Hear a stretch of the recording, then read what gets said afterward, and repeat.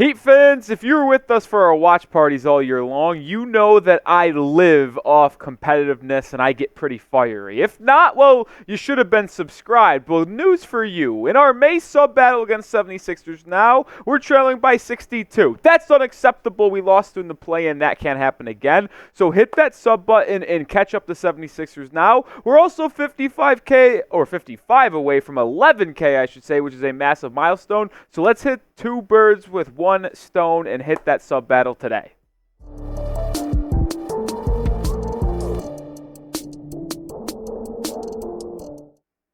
All right, Heat fans, it's a video, it's a title, it's a thumbnail that most of you have been waiting to be seen at least and wanting to be talked about on the channel. Should the Miami Heat draft Zach Edey, the center from Purdue, whether it be at the 15th pick or 43rd pick? And let me just say this. You guys asked, and you received. We are a democracy here at the Heat Report. I always say we listen to you guys. We interact in the comment section, in the live chat, and that's what makes us so much fun.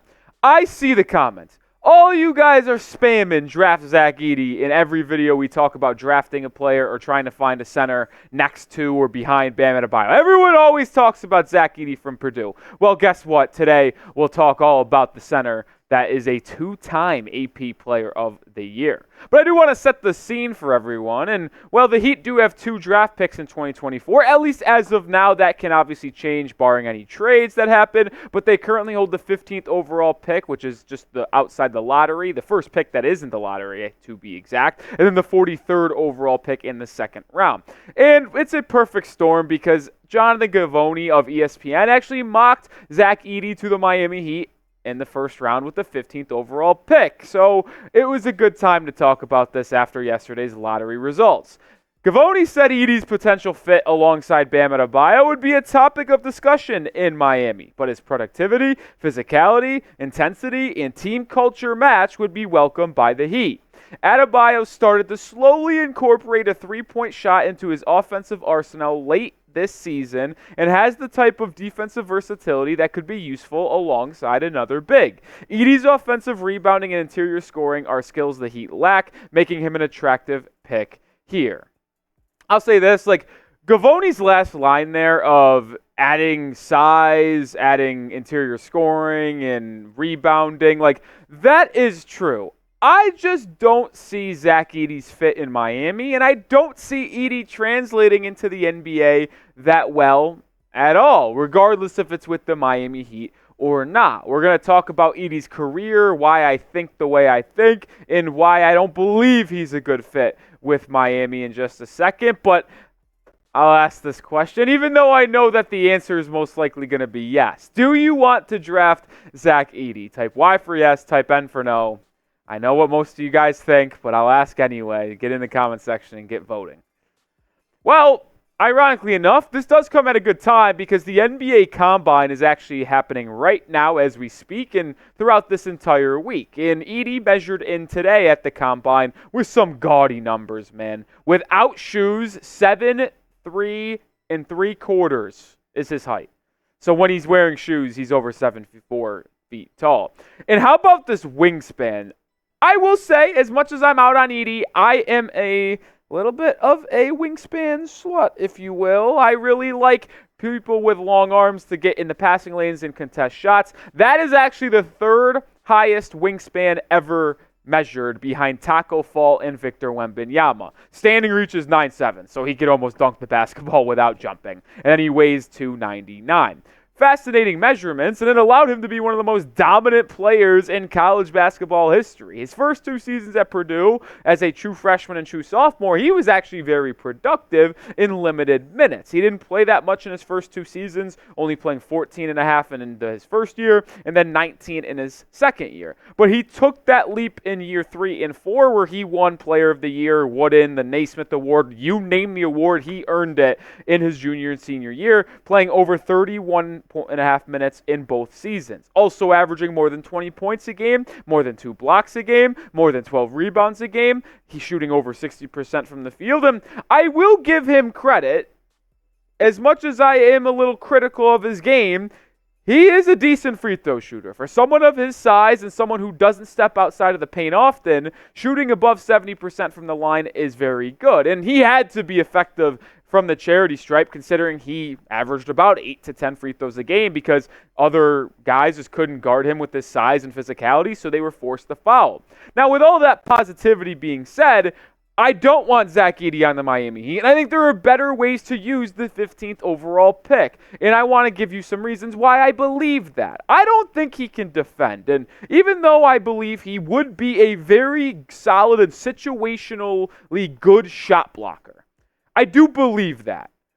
He is just too slow-footed to guard in the NBA. And with people just getting more and more athletic at the guard position, at the wing position, damn near we're having 7-footers move like guards did in the 80s or 90s. Like, the evolution of the NBA is just unbelievable. And I just think teams would target him in the pick and roll. Like, yes, you're not asking him to be a franchise cornerstone. You're hoping that he can play maybe with Bam or play behind Bam in 10 to 15 minutes. And maybe that is a good fit for Edey with Miami. But if I'm drafting someone 15th, I don't know if I'm looking for a career backup center.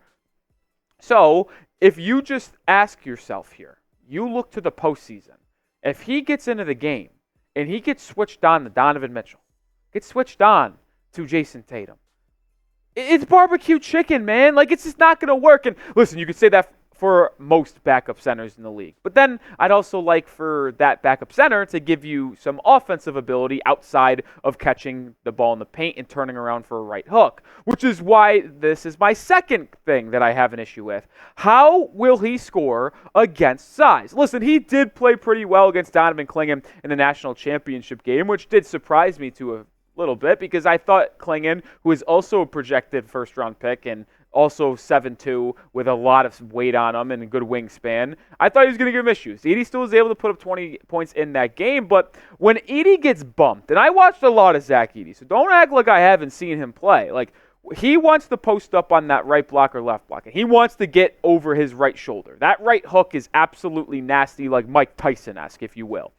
But when he gets bumped out or he gets pushed out, and he's not catching it on the block, he's catching it closer to the free throw line or the elbow, and then he's got to try to back you down. It just takes too long. And in the NBA, with the speed and the quickness of these guards digging down at the ball, like, I just don't see him being able to play back to the center, or back to the basket, I should say, all that often. And when you get matched up with better athletes, because, listen, the Big Ten's a good conference, man, but you're not seeing the Rudy Goberts. You're not seeing players like Joel Embiid. Like, he's not going to be able to back down these guys with absolute ease, like he did the 6'10" and 6'9" centers he saw in the collegiate scene that often. So my question is, where does he grow offensively to be able to fit into the NBA and fit alongside Bam or behind him, and if you are specific to the Heat?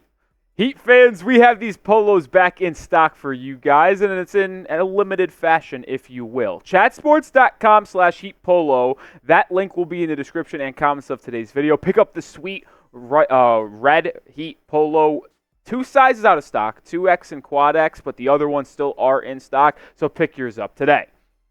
All right, the final reason why I don't want Zach Edey is I don't think him and Bam Adebayo can play together. Like, I just don't think it will fit. And as I'm going to continue to mention, I want to pick a player at 15, if the Heat keep that pick, that can either play alongside your franchise cornerstone player in Bam Adebayo or just complement him at a different position. And this is my main concern. Like, could I be wrong about Zach Edey working in the NBA? Absolutely. I'm not going to sit up in here and say I praise the gospel and whatever I say it goes. Like, that's not the case. Like, I'm going to be wrong about some things. Now, I just do believe that the Heat are better served going elsewhere, and I don't know if Zach Edey's going to translate, because his ceiling to me is like a Jonas Valanciunas or a Ivica Zubac from the Clippers, and I just don't know if I want that at 15, and I don't even know if I'd want those two veterans on the Miami Heat now, because they still don't fit with Bam Adebayo. Unless you truly believe Bam is going to take that next step between this season and the next season and in the next 4 to 5 months that we're currently in, he's going to turn into an elite three-point shooter and floor spacer. I just don't see having a center that has to stay around the painted area to work, because it will crowd Bam Adebayo's workspace offensively, it will crowd Jimmy Butler's, and you will just have a very stagnant moving offense. But I did want to showcase Bam Adebayo's statistics from the three ball last year. He shot 42 total threes, all coming in the final 2 months of the season post All-Star break. He shot 35.7%, making a total of 15 out of 42. Now, most of those did come above the break, and in case you were wondering, let me explain what above the break is. You get the three-point line, you get these two little pieces here at the top, which is kind of the elbow, left wing, right wing, and then from these two pieces of the three-point arc all the way to the top is above the break. So that's where he did most of his work. No, funny enough, from the right corner, he did go 3 for 6 from 3, shooting 50%. A couple of those I remember are kickouts at late in the shot clock, and then he did miss his 1-3 from the left corner. But the main reason why I want to show this is I'm optimistic about Bam Adebayo's growth from the three-point line. Like, he's only 26, 27 years old. Like, there's still a lot for him to improve on. He's just now going to be entering his prime at 28, 29 in just a few seasons. So I do think the area for growth offensively, as well as how dominant he is on the defensive side of the floor and inside the painted area, like, it's all there. But I'm not confident for it to be this upcoming season. And if you are still committing to Jimmy Butler's window of winning an NBA title, or at least trying to win an NBA title in the next 2 NBA seasons, then I don't think someone that could cloud and clog up that painted area offensively is the best fit. If I was told right now Bam could shoot 40% from 3 on 2.5 attempts a game next year, yes, then I would be open to adding a center like Zach Edey that is really big in size, rebounding, and rim protect. Because then I could trust Bam Adebayo from the perimeter, like a Jeremy Grant, like an Aaron Gordon at times, even though he struggled this year from 3. But he's the first player that came to mind that has that same capability. So if you were to tell me that, with Bam Adebayo's three-point shooting and taking that big of a leap, sure. But unless I don't think he's going to do it. So I just hope that he can, but I think he's going to stay more at 35, 36% range, which is fine. That's an improvement, but that's kind of gets me out on the Zach Edey caliber of players. But that brings me to this question. It's kind of that number I'm floating around here, 36.5% from 3. Will Bam go over or under that number in 2024-25? Type O for over, type U for under. Curious to see what you guys have to say. Now, with all that being said, even though I don't think it's Zach Edey, I do think the Miami Heat do need to add another center. I agree with you guys. There are issues that are had. Backup center is the main issue.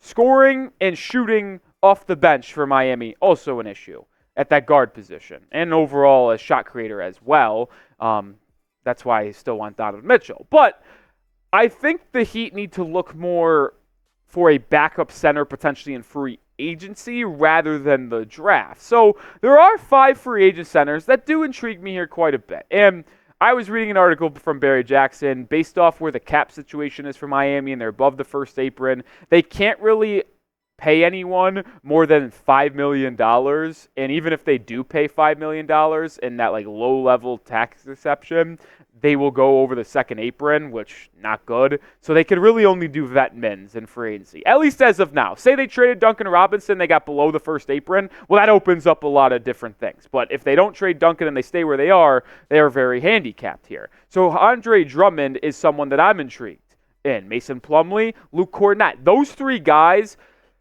unlikely that Drummond signs for the vet min, but Plumlee and Luke Kornet absolutely could, and Kornet has given the Celtics some decent minutes in this series against Cleveland in the absence of Kristaps Porzingis. And Kornet, I mean, I'm telling you, like, he's got good length. Like, he can rebound. He'll fight. He plays a very high-energy brand of basketball. And I'm in on that. And I think he was more of a defensive-minded backup center, which I'm in the business of employing more than the offensive-minded, like we've seen with Thomas Bryant and Kevin Love. Jackson Hayes and Drew Eubanks here are very intriguing names. Both have player options. It's reported that Eubanks might opt in. Hayes, $2.3 million.